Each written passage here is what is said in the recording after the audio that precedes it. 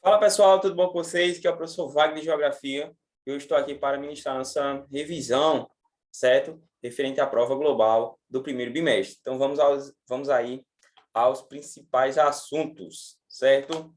E de primeira, a gente vai falar aí sobre dois conceitos básicos sobre a geografia urbana nesse processo de globalização. São eles a questão das megacidades e cidades globais, certo?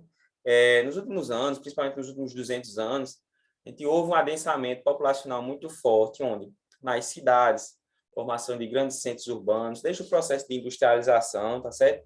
Até os dias atuais, tá bom? Formação de metrópoles, grandes cidades que têm grandes influências, tanto estadualmente, regionalmente, como também nacionalmente e até mundialmente, tá bom? Primeiro conceito, pessoal, é o conceito de megacidade, certo? Se você lembrar dos slides e do próprio livro, está lá falando que esse conceito foi um conceito desenvolvido aí pelas organizações internacionais, que vai definir uma megacidade como sendo uma cidade acima de quê? De 10 mil de habitantes, ou seja, 10 milhões de habitantes aí acima é considerado uma megacidade, certo? Ou seja, o conceito ele é baseado simplesmente no quantitativo populacional, tá bom? Acima de 10 milhões, megacidade. No Brasil, temos Rio de Janeiro, São Paulo, temos aqui dos nossos vizinhos hermanos, Buenos Aires, Nova York, nos Estados Unidos, Los Angeles, Cidade do México, tá certo? E várias outras aí no mundo. Tranquilo? Mega cidade, cidade acima de 10 milhões de habitantes. Não leve em consideração nada, só leve em consideração o único fato, que é a população. Beleza?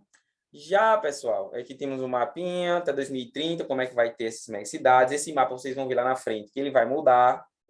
As megacidades vão estar localizadas em outros continentes agora. Aqui é uma mudança bem específica, daqui a pouco a gente fala. E o outro conceito, tá certo, pessoal?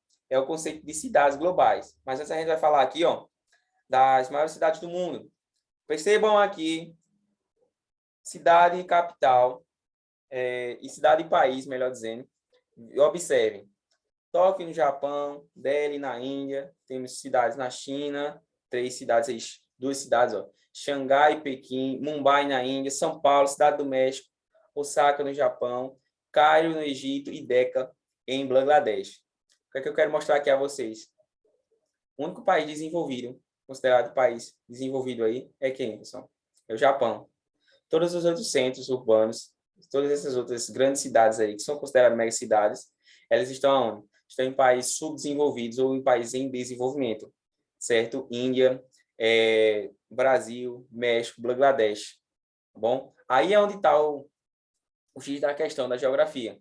É como essas cidades estão crescendo, como está sendo o ambiente urbano dessas cidades, certo? Geralmente, países subdesenvolvidos são países extremamente o quê? Desiguais. Como é que está sendo esse espaço urbano? Também está sendo desigual? Certo? Também está refletindo as desigualdades, a pobreza, o mau acesso aí à educação, mau acesso a empregos, desenvolvimento. Será que também está sendo assim? A gente vê que na prática, sim. Tá certo? A maioria desses países sofre ainda com essas coisas, questões sociais, tem muito a se evoluir. Tá certo? Seguindo. Já com relação ao termo cidade global, o termo cidade global, pessoal, ele vai estar referente à sua importância econômica e geopolítica, tá certo? Acontecer um fato de suma importância em Buenos Aires, não vai ter a mesma repercussão que um fato que aconteça em Paris. Paris não tem nem 10 milhões de habitantes. Paris tem 2,5 a 2,8. Deixa eu só olhar aqui. Paris tem 2,1 milhões de habitantes, tá certo? Ou seja, uma cidade pequena, quando a gente compara a Tóquio, quando a gente compara a São Paulo, entre outras, certo? Mas Paris é uma cidade global, por quê, pessoal? A qualidade dela e a influência que ela tem no mundo, certo? Uma influência geopolítica. Olha, vou te mostrar o seguinte. Ó, a cidade, assim, uma cidade global deve apresentar o seguinte, ó. Sede de grandes companhias, como conglomerados e multinacionais, bolsa de valores, influência na economia mundial. Tudo que acontece ali em Nova York, em Berlim, em Londres, tem influência no mundo todo, pessoal.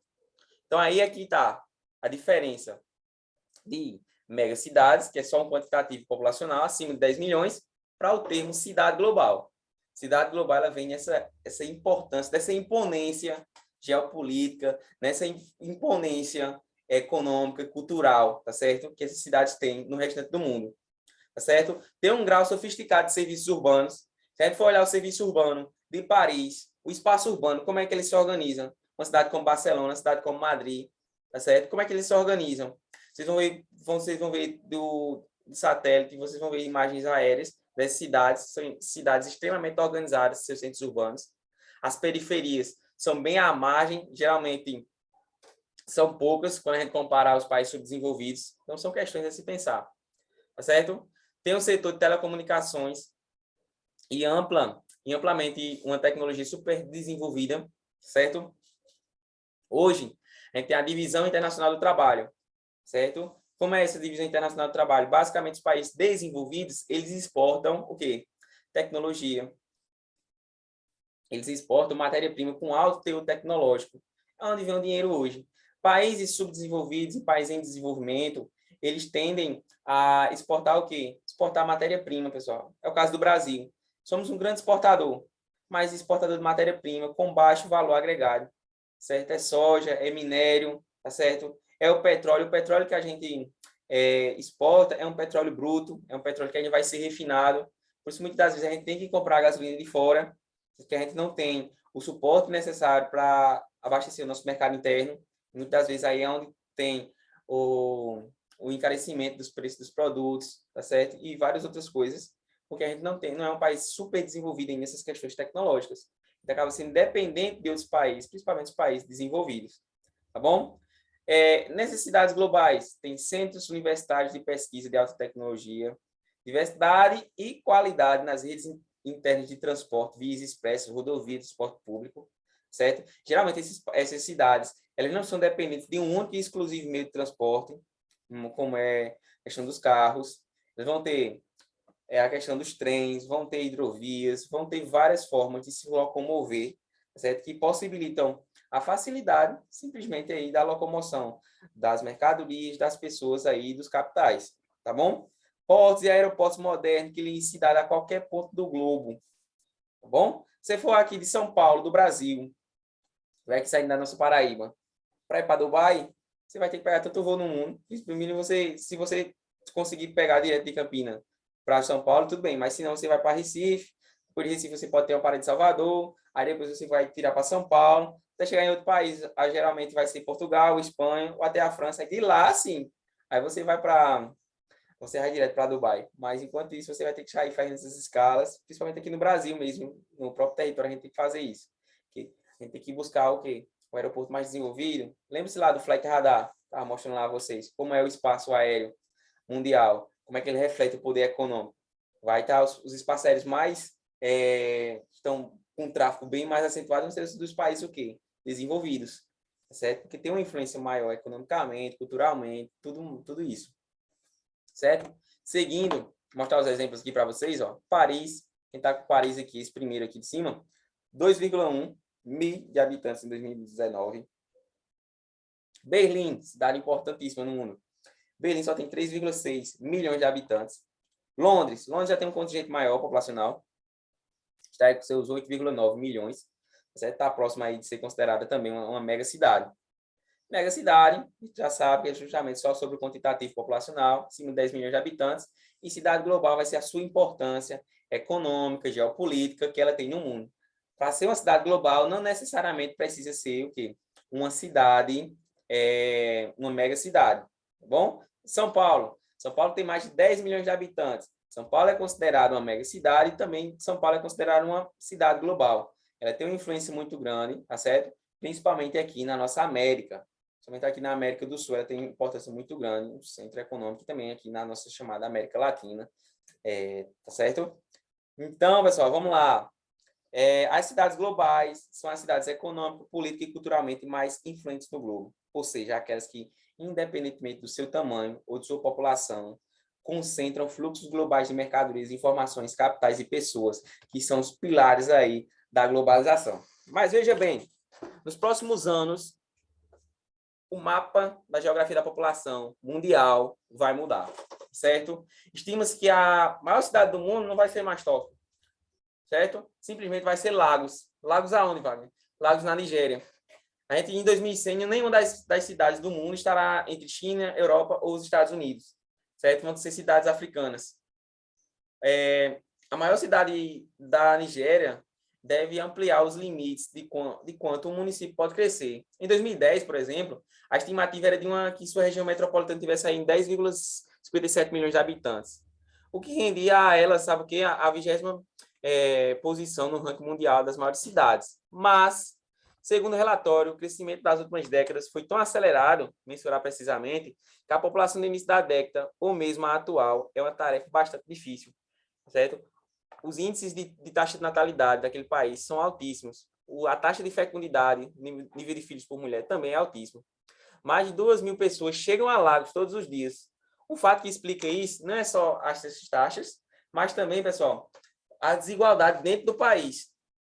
As outras cidades, por não terem equipamentos industriais, equipamentos comerciais de qualidade ou que abranja um quantitativo de empregos muito grande, acabam que essas pessoas vão saindo das pequenas cidades e vão buscar o quê? Lagos.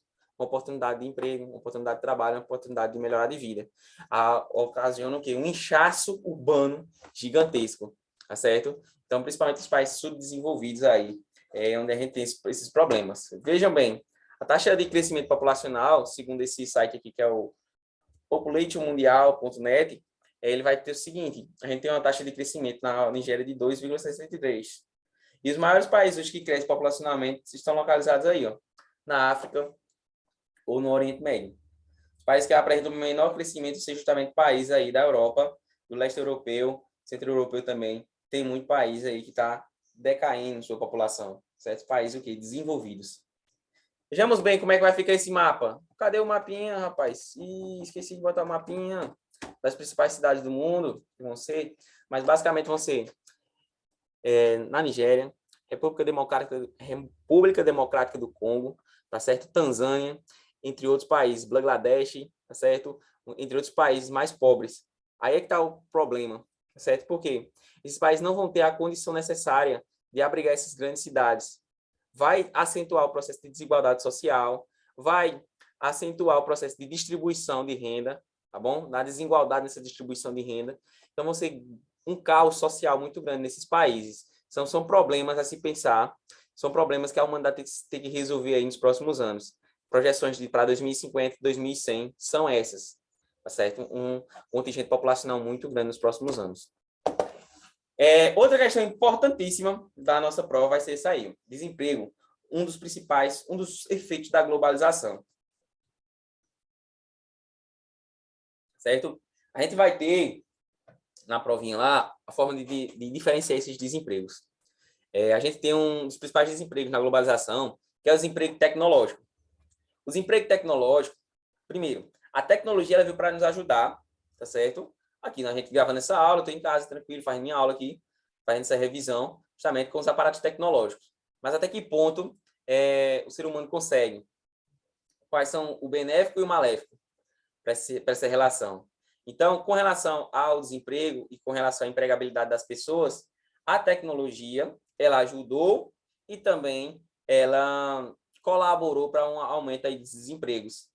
Muitos postos de trabalho foram extintos em razão do chamado desemprego tecnológico. Com os avanços tecnológicos e informacionais, muitas tarefas realizadas por operários passaram a ser realizadas por máquinas ou por robôs, reduzindo muito o número de mão de obra, principalmente nas indústrias. Nas indústrias, na agricultura também, tá certo? Trabalho que 10 homens faziam, 20 homens faziam, hoje vem uma máquina só e faz, tá certo? Então, é forçado o país, é forçado aquele pessoal que foi desempregado a buscar novas formas de emprego. E essas pessoas vão buscar onde? Buscar no comércio, nos serviços, certo? Há muitas das vezes comércio e serviço de forma informal, vender na rua, pessoal, certo? Campina Grande, você pode vir passar ali na Avenida Canal, vai estar lá. Vende-se morango, aceitamos Pix, na mesma plaquinha, tá certo? Quais são as garantias de trabalho que essa pessoa tem? Tá certo? É aquele ditado, vende o almoço para comprar a janta, tá certo? Então, são reflexos da globalização. São um novo ordenamento das formas de emprego, certo? Tudo isso a gente vê aí no mundo atual, tá bom? A questão do desemprego estrutural, ser muito parecido, tá certo? Com o desemprego tecnológico, porque a redução das despesas em favor do aumento da produtividade, consequentemente, se refletiu na diminuição dos postos de trabalho, configurando assim um desenvolvimento estrutural ou crônico. As empresas, graças ao avanço da globalização, lembra-se daquela página lá do exercício mostrando um avião, que o avião, cada parte do avião era construída de um determinado local do mundo, de um determinado país? Ou seja, a fragmentação do processo produtivo levou as empresas a buscarem o quê? Mão de obra mais barata em um país, um paraíso fiscal em outro lugar, para a gente não estar pagando tanto imposto, tá certo? Uma forma de distribuir essa minha mercadoria num país desenvolvido, onde a gente faz lá o logotipo, onde a gente faz nossa propaganda, tá certo? Uma forma de baratear esse processo de produção para que eu possa lucrar mais. Nike, Adidas, Puma, tá certo? E várias outras marcas. É assim que funciona o processo, certo? Há uma busca por mão de obra barata, há uma busca por países subdesenvolvidos que têm leis ambientais mais brandas, leis trabalhistas também mais brandas, mais flexíveis, tá certo? Que possibilitam a fixação daquela empresa, o desenvolvimento de um produto, muitas vezes de qualidade, e também que gasta muito pouco, tá certo? Por isso eles procuram esses países subdesenvolvidos, tá certo? Vamos seguindo. Desemprego, continuando aí, a gente tem o principal, precarização do trabalho. Hoje, por conta do desemprego, há uma flexibilização aí nas formas de trabalho. E a gente traz aí os entregadores, né, os deliveries. Como é que funciona? Certo? São pessoas que muitas vezes saíram do comércio, especificamente, de dentro, de carteira assinada, direito trabalhista, para ir para onde? Para ir para a rua, tá certo? Para trabalhar de forma informal. É um pouco redundante, mas nada não, tá certo? Trabalhar de forma aí no mercado informal, distribuindo comida, sem carteira assinada, sem garantias de nada, tá certo? E muitas das vezes essa situação é ainda pior, tá certo? Situação de vendedor de rua. Nunca passou em Campinas, já viu? Vendedor de água, vendedor de batatinha, vendedor de sorvete, vendedor de tudo que é no mundo. Morango. Que tiver para vender, os caras estão vendendo. Uma forma, pessoal, perversa da globalização. Esse aumento dessa informalidade, tá certo? Às vezes as pessoas são obrigadas a esse tipo de subemprego. Não tem garantia nenhuma aí, pessoal, que vai dar certo, que a gente possa garantir o sustento do mês, o sustento da família. Tá bom? Então, um processo, uma causa aí da globalização, uma causa não, uma consequência da globalização é justamente o aumento do desemprego, o aumento da informalidade, tá certo? Entre outros. Tranquilo? Outro ponto bastante interessante é o fluxo de trabalhadores, pessoal. A chamada fuga de cérebros. Muitas das vezes, por precarização das universidades, precarização nas pesquisas de países subdesenvolvidos, como é o nosso, Brasil, ainda em desenvolvimento, como Índia, tá certo? Como México, entre outros, há um processo de fuga de cérebros. Começa a estudar aqui na UEPB, na UFCG, na UFPB, e tem uma oportunidade em outro país. Pense duas vezes, vou embora. Vão me dar a condição necessária para pesquisar, fazer minha pesquisa, bem tranquilo. Vão me dar a condição necessária para eu progredir na minha carreira e eu vejo ali uma saída, uma alternativa para eu crescer academicamente, crescer pessoalmente. E eu não vou, né? Vou na hora, pessoal. Fuga de cérebros. Esse é o processo. Está de muita mão de obra qualificada para esses países. Certo? Lá esses países oferecem bolsas, oferecem uma forma de profissionalização, uma forma de simplesmente alavancar a sua carreira acadêmica. E muitas vezes eles vão. Eu gosto de citar o exemplo lá do The Big Bang Theory, do Raj, astrofísico, que vem para onde? Sai da Índia e vem para os Estados Unidos estudar. Tá certo? Esses são processos. A expressão fuga de cérebros faz referência aos profissionais especializados em áreas do mercado de trabalho dotados de um alto conhecimento em seu campo profissional, tá certo? Então, eles simplesmente deixam aí seus países. Beleza? Olha, outra questão também importantíssima é as migrações. Certo? A gente vai ter migrações religiosas, como é o caso do Ramadã, está acontecendo agora aí. Todo mundo posta no Instagram, tem gente que posta e nem sabe, certo? O que é aquilo. Mas o Ramadã nada mais é do que o 9º mês, certo? Do calendário islâmico, tá certo? Onde há um processo de migração religiosa para essas pessoas ir lá, na cidade de Meca. Cidade importantíssima, para o islamismo, para o mundo muçulmano. No Brasil, a gente também tem o caso de Aparecida, certo? Em São Paulo. A gente temos o caso de Juazeiro do Norte, entre outros fluxos, tá certo? Migratórios com relação à religião. Isso é um fato, certo? Ramadã, ele nada mais é do que o 9º mês do calendário islâmico, onde as pessoas, pelo menos uma vez na vida, quem é muçulmano, quem é islâmico, ele tem que visitar uma dessas cidades. Meca, Medina, que são cidades importantíssimas para eles, para aquele cunho religioso, para aquele núcleo religioso, tá certo? São formas. A gente também tem outro tipo de migração, nesse caso a gente vai chamar aqui de refugiados, tá certo? Porque eles são forçados a deixar seus países.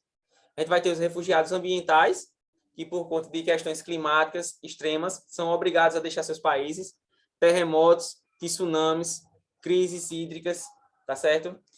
Crises hídricas, por conta desses fatores, eles são obrigados a deixar seus países, tá bom? Outro ponto interessante, a xenofobia que existe hoje.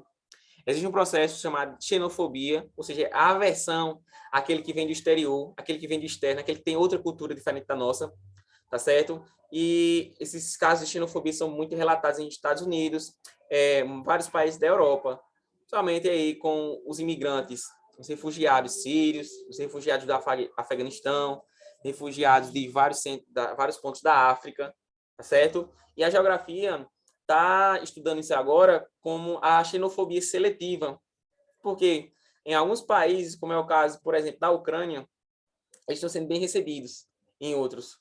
Mas quando a gente pega esse mesmo refugiado de guerra que vem do Afeganistão, que vem da Síria, eles não estão sendo bem recebidos, nunca foram, pelo menos a sua grande maioria. Então, por quê? É nosso irmão, da mesma forma. É uma pessoa que está passando por um problema difícil com relação ao seu país, teve que deixar. E porque a gente recebe um de uma forma e outro de outra. Tá certo? São questões a se pensar, são questões a se refletir no âmbito da geografia.